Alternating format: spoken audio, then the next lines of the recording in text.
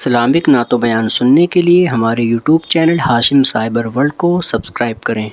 बोटियों का 5 बोटियों का क्या करेगा? तेरा बकरीद में पेट नहीं भरा।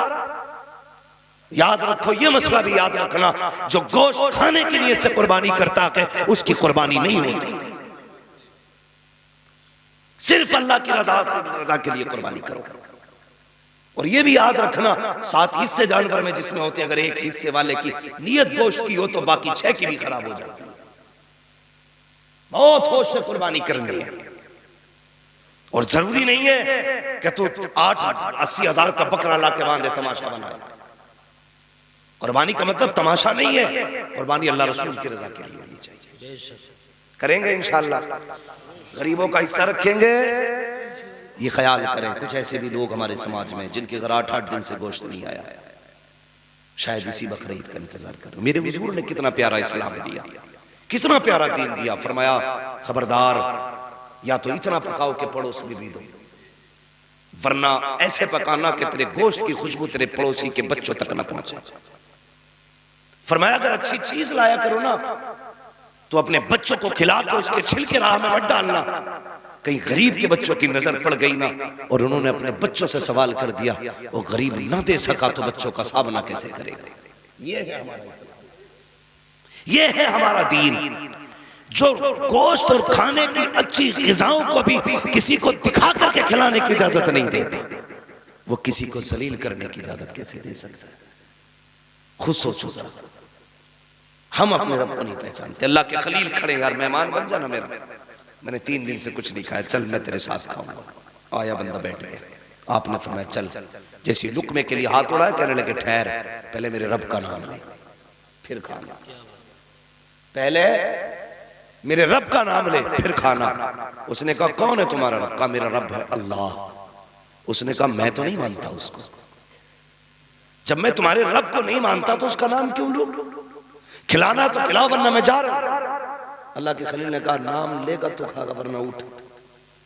उसने लुकमा छोड़ दिया, उठ के चला। अभी निकला था, जिब्रील आ गए। खलील, क्यों भगा दिया तूने? कहा, मालिक, वो तेरा नाम नहीं ले रहा था, और मेरा दोस्त है तू, मैं तेरा दोस्त हूं। मेरे दस्तरखान पे कोई तेरे नाम के बगैर खाए? ये हो ही नहीं सकता। मुझे गुस्सा आ गया, उसने तेरा नाम लेने से इनकार किया, मैंने उसे भगा दिया। रब ने फरमाया, खलील तुझे पता है इसकी उम्र कितनी है? इसकी उम्र 70 साल है। ये 70 साल से हमारा नाम नहीं लेता है। हम उसे 70 साल से खिला रहे। क्या बात है? कभी हमने उसको नहीं मना किया, तूने उसको कैसे दस्तरखान से उठा दिया? रो दिए। मालिक तेरा क्या फैसला? फरमाया, सुन, वो हमारा बंदा है, तू खाना बाद में खाएगा, पहले जिसे नाराज किया है उसे मना के ले गया। किससे कह रहा है अल्लाह? अपने खलील से। किसके लिए? ऐसे बंदे के लिए जो काफिर है, कलमा नहीं पढ़ता, खुदा को नहीं मानता। खलील पहले मना कला, अल्लाह के खलील उठे हैं, जाके हाथ पकड़ा, यार राजी हो जा, लौट चल, वापस चल, मेरे साथ खा ले। उसने कहा, मैं खा तो लूंगा लेकिन तुम्हारे रब का नाम नहीं लूंगा। आपने कहा, तेरी मर्जी, मत ले मेरे रब का नाम, मगर चल खा ले। उसने कहा, बता तो इब्राहिम, अभी तेवर बदले हुए थे, अब लहजा बदला हुआ है। बात क्या है? कल कह रहा था कि इसका नाम नहीं लेगा तो खाना नहीं दूंगा, अब क्यों आ गया बुलाने के लिए? रो के खलील ने कहा था, और जिस रब के नाम लेने से तो इनकार कर रहा है, उसी रब ने कहा है अगर खाना है पहले उसे मना के ला, अगर वो खाएगा तब खलील तू खाएगा। उसने इतना सुना, चीख निकली, कहने लगा, वाह रे रब, जब मैं तुझे प्यार नहीं करता तो तू इतना प्यार करता है, अगर मैं तुझसे प्यार करूंगा तो तू कितना प्यार है। नारे तकबीर, नारे रिसालत, मसलके आला हजरत मुफ्ती हम्माद साहिब किबला, नारे तकबीर, नारे रिसालत। आवाज आती है, दिल तो क्या चीज है, हम रूह में उतरे होते, तूने चाहा ही नहीं चाहने वालों की तरह। तूने चाहा ही नहीं चाहने वालों की तरह। अपने रब से रिश्ते मजबूत करो, वो इतना करीम है, अगर वो काफिर को टुकड़े दे सकता है तो तुझे नहीं देगा? राजी करो अल्लाह। और एक बात और, आखिरी बात, वक्त बहुत ज्यादा हो रहा है। भाई सुने, अभी थके तो नहीं आप लोग? चले थोड़ी देर आगे, जरा कह दे या रसूल अल्लाह, अल्लाह सलामत रखे। बस मैं अगली बात करने लगा। मैंने कहा था कि कभी कभी दुआएं बड़ी काम कर जाती हैं, जो काम दवाएं नहीं करती वो काम दुआएं कर जाती हैं। हाँ, कारी सलामत साहब ये उस जमीन से ताल्लुक रखते हैं जिसका इल्म से बड़ा गहरा ताल्लुक है। हाँ, हमारे पास एक बस्ती है अक्का, उस मिट्टी ने बड़े बड़े उलमा को जन्म दिया। हाँ, और बचपन से हमने उस जमीन की तारीखें पढ़ी भी हैं और सुनी भी हैं। मैं बड़ी बात कर रहा हूं, अक्का में अगर बदमाश भी हुए तो नमाजी, हाँ, बदमाश भी हुए तो नमाजी हुए। और नमाजी क्यों, अपना जलाल है। लोग बताते हैं जिन्होंने देखा अपनी आंखों से, वो कहते हैं कि साहब अगर बदमाश भी थे तो नमाजी इतने पक्के थे, चोरी करके कहीं से भी आ रहे हैं तो मुसल्ला बगल में ही रहता था। कुरान शरीफ जेब में, मुसल्ला बगल में, कभी नमाज कज़ा नहीं हुई। और जब बंदा नियत बांध लेता था तो बड़ी बड़ी फौज में ताकत नहीं होती थी हाथ डालना जी, इसलिए कि दुनिया जानती है जब बंदा नमाज में आ जाता है तो फिर उसके आगे खड़ा हो जाता है जो सारी कायनात का हाथ, फिर किसी की औकात नहीं जो हाथ उठा सकता। सुन रहे ना मेरी बात? तो मैं कह रहा हूं कभी कभी दुआएं वो काम कर जाती हैं जो दवाएं। मेरे हुजूर की चौखट, हुजूर के गरीब से अभी आ गया, अल्लाह दिल बड़े करे। जो मैं कहना चाह रहा हूं अंदाज़े बयां मेरा बहुत शौक नहीं है, शायद कि उतर जाए तेरे दिल में मेरी बात। जो मैं कहना चाहता हूं नौजवानों, अल्लाह करे वो समझे आप और दिल बदल जाए, आज से दिल बदल जाए। हमारे दरवाजे पे तो फकीर आ जाए, पहले क्वालिटी चेक करते, फिर देख के कहते हट्टा कट्टा है, हाथ सलामत थे, भीख क्यों मांग रहा है? अगर तेरे दरवाजे पे कोई मांगने आ जाए, शुक्र अदा कर अल्लाह का, और ये सोच अल्लाह ने मुझे इसकी जगह पे खड़ा नहीं किया, तुझे रब उसकी जगह पे भी खड़ा कर सकता था, लेकिन तुझे इस लायक बनाया कि तू दे, तो शुक्र अदा कर। समझ रहे मेरी बात? शुक्र अदा करना, कभी किसी को धक्के ना देना, दिल मत दुखाना किसी का। मैं अर्ज कर रहा था दुआएं बड़ी चीज होती है। मेरे हुजूर की चौखट है, सरकार बैठे हैं, एक गरीब से आदमी हुजूर के आए। मेरे नबी का अखलाक इतना बुलंद, इतना बुलंद, हुजूर सबसे खैरियत पूछते थे। कहो क्या हाल है? खैरियत तो है, कैसी कट रही है? आज अल्लाह माफ करे, हमें मोबाइलों ने इतना अकेला कर दिया है। एक बिस्तर पे चार भाई भी अगर बैठे हो ना तो फुर्सत नहीं है चार भाई को दूसरे भाई से खैरियत पूछने, जो भी है ना हाथ में लिए बैठा।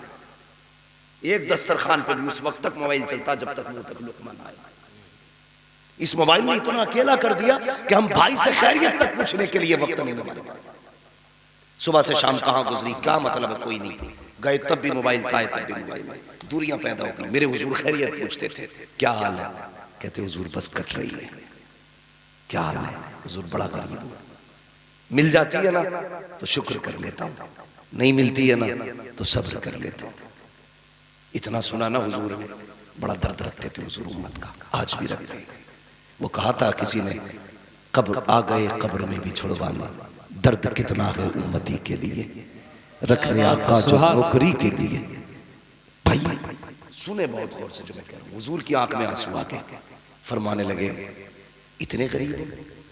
कुछ दिल में ख्याल आया, इतने में जिब्रील आ गया।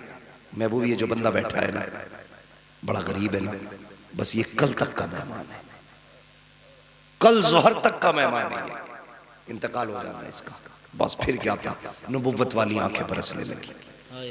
हाँ बस बरसने लगी। जब आ गई हैं जोशे रहमत पे उनकी आंखें, जलते बुझा दिए हैं, रोते हंसा दिए हैं। अल्लाह क्या जहन्नम अब भी न सर्द होगा, रो रो के मुस्तफ़ा ने दरिया बहा दिए हैं।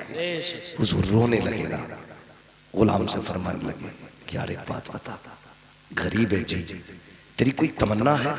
जब जिब्रील ने ये कह दिया ना ये जोहर तक का मेहमान है, हुजूर जान गए वक्त कम बचा। कहते कोई तमन्ना है जो पूरी ना हुई हो? अब सुने, जो बर्बाद करते हैं खाने को, क्या दौर था वो। कहते हैं या रसूलल्लाह दो तमन्नाएं हैं मेरी, जो चाहता था पूरी हो जाए।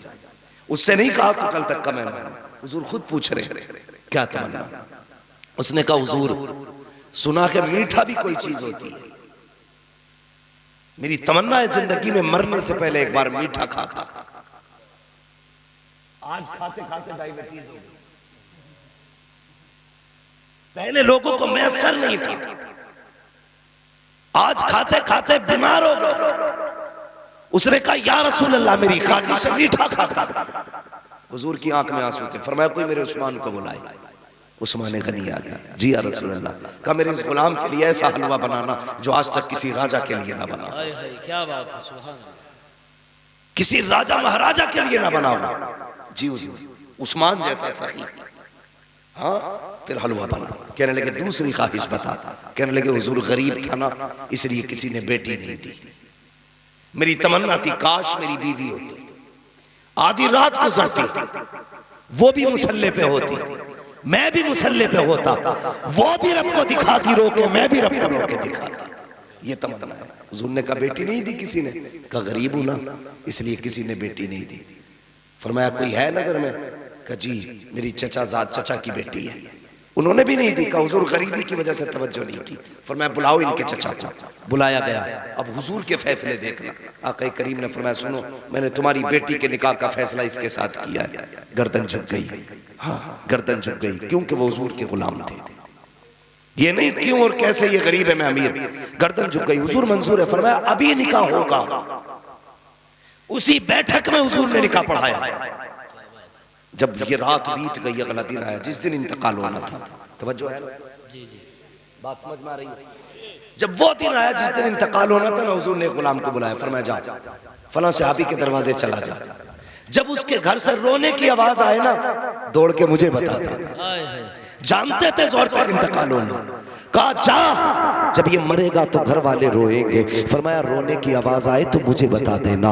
वो सहाबी गए, जाके बैठ गए। सुबह से जोहर हो गई, किसी के रोने की आवाज नहीं आई। जोहर की नमाज हुजूर के पीछे पढ़ने आए। आका ने कहा क्या हुआ? कहा हुजूर अभी तक तो कोई नहीं रोया, उनके घर से तो हंसने की आवाजें आ रही हैं। कहा फिर जाके देखो। जाके फिर बैठ गए। जोहर से असर तक बैठे रहे। असर की नमाज में आए। कहा क्या हुआ? कहा हुजूर अब भी कोई नहीं रोया है, वहां सारे लोग हंस रहे हैं। मेरे नबी ने इतना सुना, सजदे में चले गए। कहते मालिक बता तो सही, तेरा जिब्रील कल आया था, उसने मुझे बताया था ये जोहर तक का मेहमान है, मगर मेरे मालिक बता तो सही अभी तक वो जिंदा कैसे है? ना तो तेरा फैसला गलत हो सकता है, ना जिब्रील की खबर झूठी हो सकती है। ए मालिक बता तो सही, उसको तो मर जाना चाहिए था, अब तक वो जिंदा कैसे है? रब ने फरमाया महबूब बात ये है कि वाकई उसकी जिंदगी जोहर तक थी, लेकिन सुनिएगा जब आपके हुक्म के मुताबिक उसके लिए मीठा बनाया गया, हलवे का थाल सजा था। महबूब तूने एक बेटी से निकाह किया था,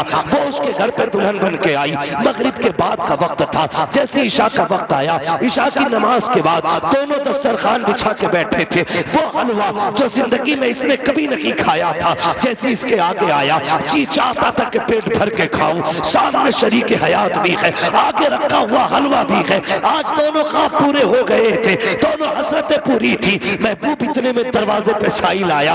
उसने कहा था है कोई जो रब के नाम पे कुछ दे दे। महबूब जब ऐसी आवाज आई है, इसने शरीक हयात का चेहरा देखा और कहा था ए मेरी बीवी, ये वो हलवा है जो मैंने कभी नहीं खाया। इसकी हसरत थी, तमन्ना थी, आज ये मेरे दस्तरखान पे आया है, लेकिन क्या करूं अभी मैंने इसे खाया नहीं है। लेकिन मेरे दरवाजे पर साइल रब के नाम पे मांग रहा है, बोल तेरी क्या मर्जी है? बीवी ने कहा मेरे सरदार, जिसने तुझ जैसा शोहर दे दिया हो, अब उससे और क्या मांगा जा सकता है? कहा जो तेरी मर्जी है वो मेरी मर्जी है। इसने अपनी पसंदीदा हलवे का थाल उठाया, लाके आने वाले साइल के हाथ में दे दिया। कहा महबूब जब हलवा उसके हाथ में आया, उसने हाथ में लिया, आंख उठाई और दुआ की या अल्लाह इनके घर की खुशियां सलामत रखना। कहा महबूब वो साइल कह के गया था इसके घर की खुशियां सलामत रखना।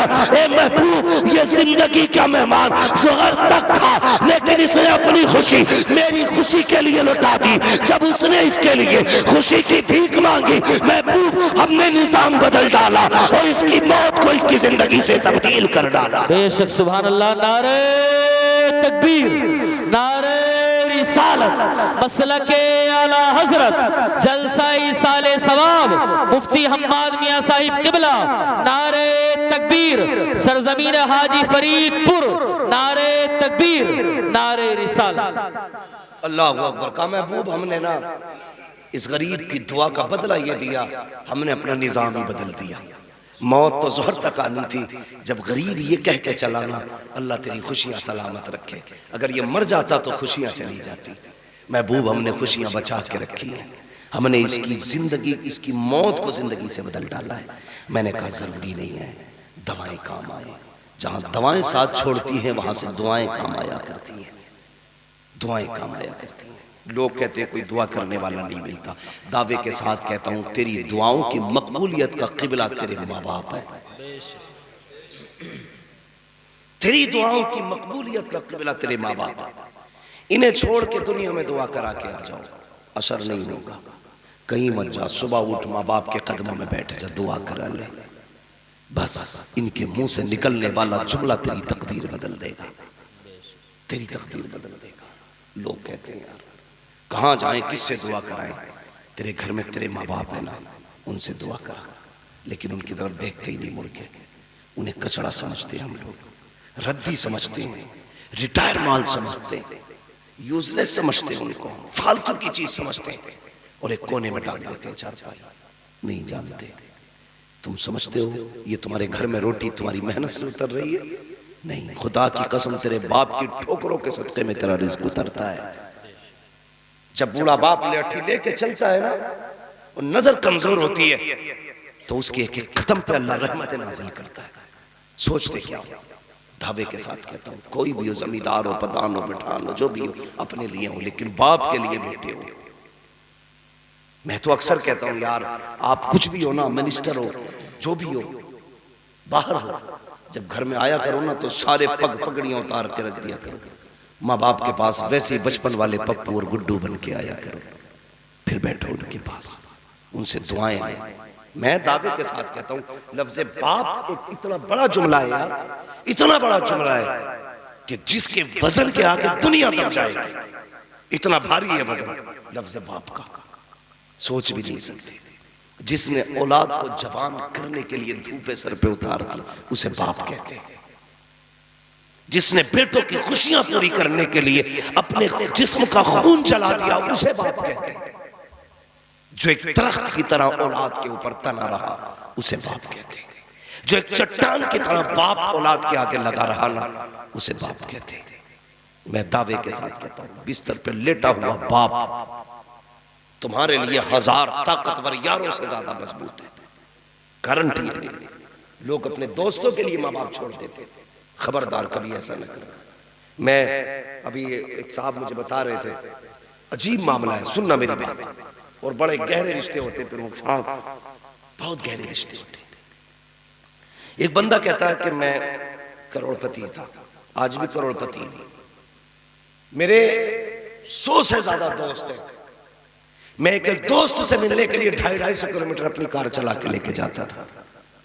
कहता लेकिन क्या बताऊं, इत्तेफाक से एक दिन मेरा एक्सीडेंट हुआ, मेरी रीढ़ की हड्डी टूट गई। हॉस्पिटल में जब रीढ़ की हड्डी टूटी ना तो उसके हाथों ने भी काम करना छोड़ दिया। कहता 3 महीने हो गए, 3 यारों के अलावा कोई मिलने नहीं आया। 100 दोस्त होंगे मेरे जिनके लिए मैं 250 किलोमीटर गाड़ी चलाता था, एक तरफ से वन साइड, लेकिन कोई मेरी हॉस्पिटल में खैरियत पूछने नहीं आया। कहता हद हो गई, जब मेरे हाथों ने काम छोड़ा ना मेरी बीवी भी तलाक लेके चली गई। उसने कहा जब तेरे हाथ पैर काम के नहीं तो मेरा किस काम का? उसने कहा बीवी भी छोड़ गई। कहता जब अगले दिन मेरी आंख खुली ना कोई मेरा अपना नहीं था, मैंने अपने बिस्तर पे पायती में मैंने अपनी माँ को बैठे देखा। सुभान। कह रहा है कि 4 महीने से मेरी माँ मुझे अपने हाथ से खिलाती है। मैं कसम खा के कहता हूं यार, अल्लाह की इज्जत की कसम, तुम्हें माँ बाप से ज्यादा सच्चा प्यार करने वाला कोई नहीं मिलेगा, नहीं मिल सकता माँ बाप से ज्यादा सच्चा प्यार करने वाला। रो के जिस दिन ये चले गए, ये प्रमुख है ना, इनके बड़े भाई देखो, ये सब अल्लाह ने औलादे दी हुई है, सब चीजें इनके पास, लेकिन दावे के साथ कहता हूं ईद होगी ना ये बिल्डिंगें खुशी नहीं देंगी जो खुशी बाप के चेहरे से मिला करती। गारंटी है मेरी, कदर करना इनकी, और खास करके अपने घर के बड़े बूढ़ों की इज्जत करना। बड़े बूढ़ों, ये सबसे बड़ा अलविया है। हमारे घर की औरतें ना अपने बच्चे बड़े बड़ों की गोद से छीन लेती हैं, ये कह के बूढ़ा इसके कीटाणु बच्चों को बीमार कर देंगे। दादा का झूठा नहीं खा सकता पोता, उसके झूठे बर्तन में खाना नहीं दिया जाता। क्यों? वो कुत्ता हो गया अब? नहीं नहीं नहीं, बूढ़ा है, इसके थूक से नफरत, इसकी प्लेट से घिन आती है। वो शर्म कर, शर्म कर, तू नहीं जानता इसके थूक में अल्लाह ने बरकत रखी है। आज ना घिने ना, कितना दिल दुखता होगा बाप का जब उसकी गोद से बहुएं अपने बेटों को छीन के ले जाती है। मैं कई घरों की कहानी जानता हूं जिसमें बड़ों के पास बड़े तो वक्त देते ही नहीं। मान लीजिए दादा बिस्तर पे, बेटा कमाने गया है, बहुएं उन्हें फुर्सत नहीं है दादा से खैरियत पूछ ले। जवान जो लोग हो गए उन्हें भी बड़ों को वक्त नहीं है देने का, लेकिन जो बच्चे ना बड़े बूढ़े उनसे दिल लगाते हैं। आपने भी देखा होगा, आपसे ज्यादा आपके बच्चों से प्यार करते होंगे आपके बाप, क्योंकि मैं जानता हूं मुझसे ज्यादा मेरे बच्चों से प्यार करते हैं मेरे बाप। मेरे बच्चों का वक्त अपने दादा के पास गुजरता है ज्यादातर, और यही होता भी है। मगर जब बहुएं दादा की गोद से पोते को छीन के लाती है ना, तो पोता नहीं आता है, दादा का दिल निकल के आता है। तो ये कहते कि नहीं इनके थूक से बीमार हो जाएगा, इनका झूठा मत खाना, बीमार हो जाएगा। तुझे क्या पता है जब कयामत का दिन होगा, जिसके थूक से तुम नफरत करते हो, जिसके झूठे से तुम नफरत करते हो, जिसके आगे के बर्तन को कुत्ते के झूठे समझते हो, अल्लाह कयामत में उस बूढ़े को बुलाएगा, बुला के खड़ा करके कहेगा बुला अपने घर वालों को। वो आवाज देगा, पोते नवासे देवते भतीजे सारे आ जाएंगे। फिर पूछेगा उनसे तुम जानते हो ये कौन है? कोई कहेगा मेरा दादा है, कोई कहेगा मेरा परदादा है, कोई कहेगा मेरा ताऊ है, कोई कहेगा मेरा नाना है। अच्छा, फिर फरमाएगा रब तू बता तेरे साथ इनका क्या रवैया था? तो वो बूढ़ा कहेगा या अल्लाह ये मेरे थूक से घिन करता था, ये मेरे झूठे से घिन करता था, ये मेरे बिस्तर पे नहीं बैठता था, ये अपने बच्चों को इसलिए नहीं आने देता था कि मेरे वजह से इसका बच्चा बीमार हो जाएगा। अल्लाह फरमाएगा आज बता इनके साथ क्या करना है? तो वो कहेगा मालिक तू क्या चाहता है? रब कहेगा आज इनको तेरी शान दिखाना चाहता हूँ, जिस जो तेरे झूठ से नफरत, तेरे थूक से नफरत करते थे, तेरे झूठे से नफरत करते थे, तेरे आगे के बर्तन फेंक देते थे, आज इन्हें बताना चाहता हूँ तेरी अपनी शान क्या है। रब कहेगा चल अब इशारा कर दे, जिसे जिसे तू कहता जाएगा मैं उसे उसे अपनी मर्जी से जन्नत देता जाऊंगा। तुम क्या जानो ये बूढ़ा क्या है?